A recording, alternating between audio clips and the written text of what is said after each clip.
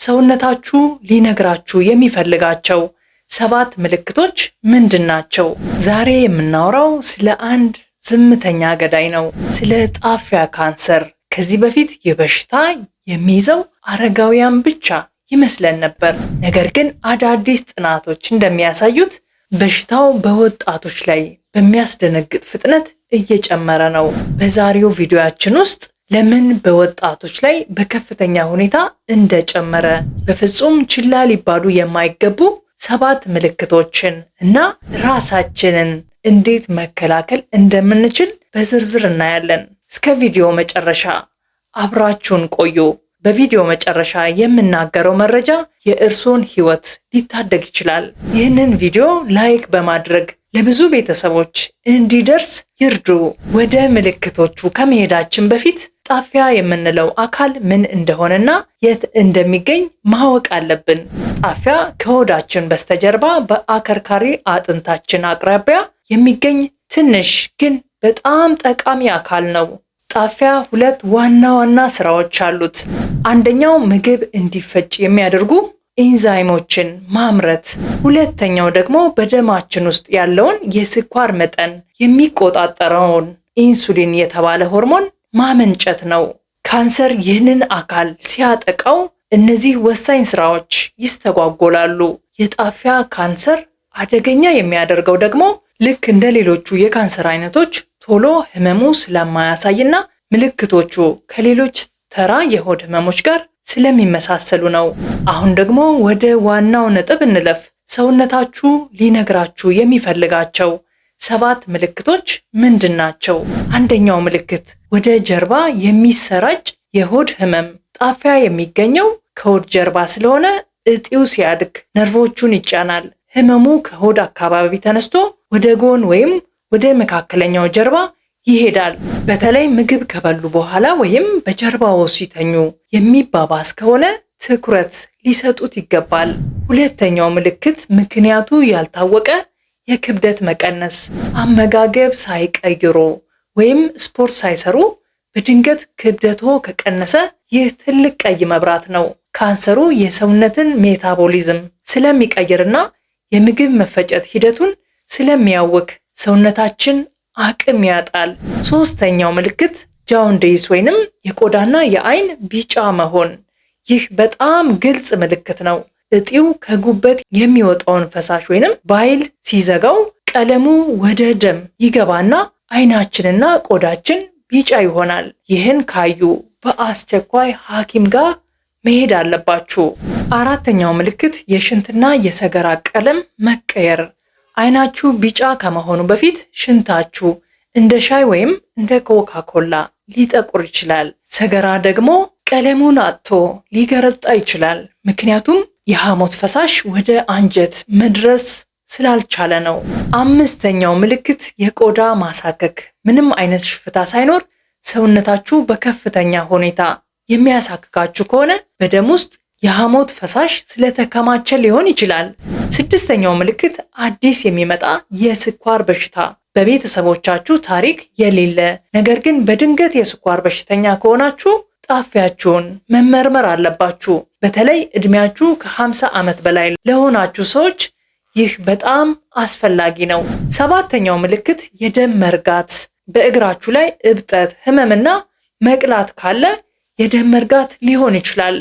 የጣፊያ ካንሰር ደም እንዲረጋ የሚያደርጉ ኬሚካሎችን በሰውነት ውስጥ ሊለቅ ይችላል።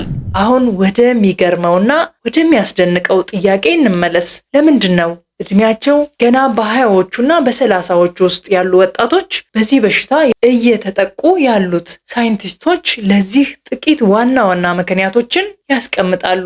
አንደኛው ማጨስ አደጋውን በእጥፍ ይጨምራል። ማጨስ ለጣፊያ ካንሰር ቁጥር 1 ጠላት ነው። ጥናቶች እንደሚያሳዩት ሲጋራ የሚያጨሱ ሰዎች ከማያጨሱት ጋር ሲነጻጸር በጣፊያ ካንሰር የመያዝ ዕድላቸው በእጥፍ ይጨምራል። ማጨስ በጣፊያ ውስጥ ያሉ ሴሎችን ዲኤንኤ በማጥቃት ለካንሰር እድገት መንገድ ይከፍታሉ። ሁለተኛው ውፍረት፣ የሆድ ስብ ወይንም ቦርጭ ብለን የምንጠራው ይህ ለወጣቶች ትልቅ ማስጠንቀቂያ ነው። ከመጠን ያለፈ ውፍረት በተለይም የሆድ ስብ በሰውነታችን ውስጥ ከፍተኛ የሆነ የሰውነት መቆጣት ወይንም ኢንፍላሜሽን ሁኔታን ይፈጥራል። ይህ የሆድ ስብ እንደ ተራ ስብ ሳይሆን የተለያዩ ሆርሞኖችን፣ ኬሚካሎችን በማመንጨት የካንሰር ሴሎች እንዲፈጠሩ ያበረታታል። የምንመገባቸው የተቀነባበሩ ምግቦችን እንቅስቃሴ አልባ ህይወት ለዚህ ዋነኛ ምክንያት ናቸው። ሶስተኛው የስኳር በሽታና ቅድመ ስኳር ወይንም ፕሪዳያቤተስ የሚባለው ብዙ ጊዜ ስለ ስኳር ስናወራ የምናስበው ስለ ጣፋጭ ምግብ ብቻ ነው። ነገር ግን በደማችን ውስጥ ያለው የስኳር መጠን መጨመር ወይም ኢንሱሊን ሬዚስታንስ የጣፊያ ሴሎችን በከፍተኛ ሁኔታ እንዲሰሩና እንዲባክኑ ያደርጋቸዋል። ቅድመ ስኳር ወይንም ፕሪዳያቤተስ ያለባቸው ወጣቶች ለዚህ አደጋ ይበልጥ የተጋለጡ ናቸው።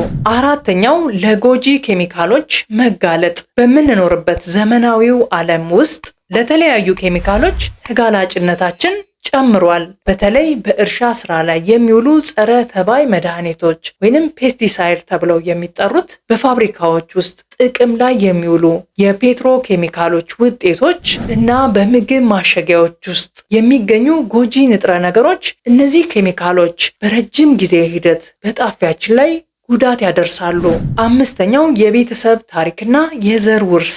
ይህ ደግሞ እኛ ልንቆጣጠረው የማንችለው ነገር ግን ማወቅ ያለብን ጉዳይ ነው። በቤተሰቦቻችሁ የጣፊያ፣ የጡት ወይም የማህፀን ካንሰር ታሪክ ካለ እናንተም ተጋላጭ ልትሆኑ ትችላላችሁ። ስለዚህ የቤተሰባችሁን ታሪክ በሚገባ ማወቅና ለሐኪማችሁ መንገር ህይወታችሁን ሊያድን ይችላል። የአካል ብቃት እንቅስቃሴ እጥረት። እነዚህን መከላከያ መንገዶች በመጠቀም ሁሉም ነገር መቆጣጠር ባንችልም አደጋውን ግን መቀነስ እንችላለን። አንደኛው ማጨስን ያቁሙ። ማጨስ የጣፊያ ካንሰር ተጋላጭነትን በ2 እጥፍ ይጨምራል። ሁለተኛው ክብደቶን ይቆጣጠሩ። የሆድ ስብን መቀነስ ለጣፊያ ጤንነት ወሳኝ ነው። ሶስተኛው የተፈጥሮ ምግብን ያዘውትሩ። አትክልትና ፍራፍሬ፣ ፋይበር ያላቸው ምግቦች ይመገቡ። ሶስተኛው አልኮልን ይቀንሱ። አልኮል ጣፊያን በማቁሰል ለካንሰር ያጋልጣል። አራተኛው ምርመራ ያድርጉ። በቤተሰባችሁ የካንሰር ታሪክ ካለ በየጊዜው መመርመር ህይወትን ያድናል። የዛሬው መልእክታችን ግልጽ ነው። ለሰውነታችሁ ትኩረት ስጡ።